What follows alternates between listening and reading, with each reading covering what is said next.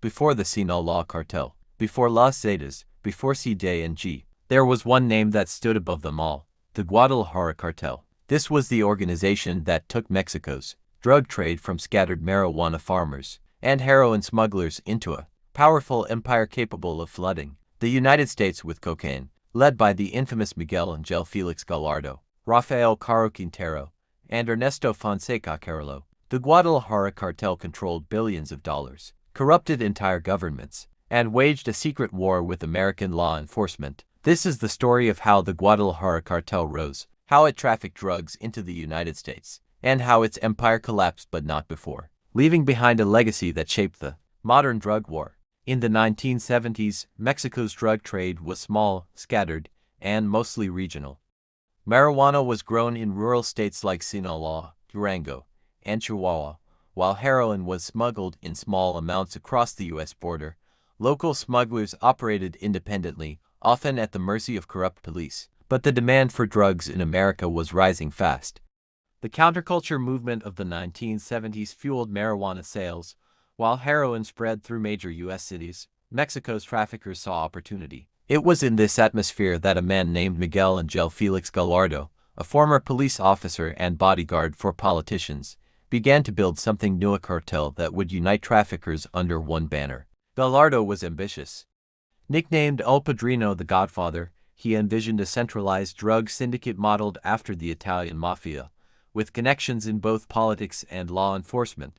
Gallardo had protection few others could dream of. He brought in key allies: Ernesto Fonseca Carrillo, Don Neto, a veteran smuggler with experience moving drugs across borders, and Rafael Caro Quintero, a young and ruthless trafficker who specialized in marijuana cultivation. Together, they established the Guadalajara Cartel, named after the city that became their headquarters.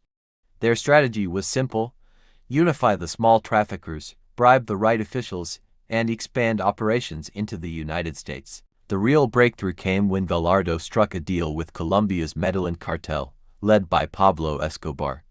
The Colombians had unlimited cocaine but struggled to smuggle it directly into the U.S. The Mexicans, with their long land border, offered a solution. For every shipment of cocaine they moved, the Guadalajara Cartel took up to 50% of the profits.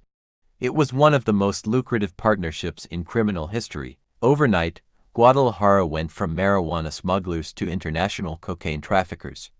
Tons of Colombian cocaine began pouring into Mexico, and from there, into American cities. To move the cocaine north, the cartel created a network of smugglers, front businesses, and corrupt officials. Cocaine was hidden in trucks, fishing boats, trains, and even passenger cars. The cartel pioneered tunnels under the border, methods still used today. The drugs flowed into U.S. cities like Los Angeles, Houston, Chicago, and Miami. Cocaine use exploded in the 1980s, fueling the so-called cocaine boom. By then, the Guadalajara Cartel controlled a majority of the cocaine entering the United States. Billions of dollars were laundered through Mexican banks, businesses, and even American investments. For every kilo that made it into the U.S., the cartel's empire grew stronger. With money came power. The Guadalajara Cartel bought protection at every level of Mexican society. Police chiefs, army generals, judges, and politicians were on their payroll. Even some U.S. border officials were compromised. Cartel bosses lived like kings, luxury mansions, golden pistols, fleets of cars, and private ranches guarded like fortresses. But their power wasn't just built on money, it was built on fear. Those who betrayed the cartel met gruesome ends. Kidnappings, executions, and public displays of violence kept rivals and law enforcement terrified. The Guadalajara Cartel wasn't just a business, it was a shadow government. In 1981, a young D agent named Enrique "Kiki" Camarena was assigned to Guadalajara. Charismatic, dedicated, and fearless, Camarena began building intelligence networks to expose the cartel. He uncovered one of the cartel's biggest secrets: Rancho Buffalo, a massive marijuana plantation covering thousands of acres and generating millions of dollars each harvest. But Kiki's investigations made him a target. The cartel watched him closely, and soon, Gallardo, Fonseca, and Caro Quintero decided he was too dangerous to live. On February 7, 1985, Kiki Camarena was kidnapped in broad daylight. He was taken to a cartel safe house, where he was brutally tortured for over 30 hours. The cartel wanted to know how much the D knew. Kiki's body was later found in a shallow grave. The murder of a U.S. federal agent shocked America. The D declared all-out war on the Guadalajara Cartel. This would become Operation La Enda, the largest D homicide investigation in history.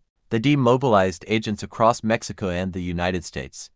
Informants were flipped, wiretaps were placed, and the cartel's operations were exposed. Pressure from Washington forced the Mexican government to act. In 1985, Rafael Caro Quintero was arrested in Costa Rica. Ernesto Fonseca Carrillo was captured shortly after, but Miguel Ángel Félix Gallardo, the mastermind, remained at large. Protected by politicians, Gallardo continued to control the cartel, even as U.S. pressure mounted. By 1989, the U.S. and Mexico could no longer ignore Gallardo's power. He was arrested at his home in Guadalajara. Even behind bars, Gallardo tried to maintain control. From his prison cell, he reorganized the cartel into territories, assigning regions to his lieutenants. But instead of unity, this sparked rivalries. The once mighty Guadalajara Cartel fractured into new cartels. The Tijuana Cartel, led by the Arellano-Félix brothers. The Juarez Cartel, led by Amado Carrillo Fuentes. The Sinaloa Cartel, led by Joaquin El Chapo Guzmán and Hector Luis Palma.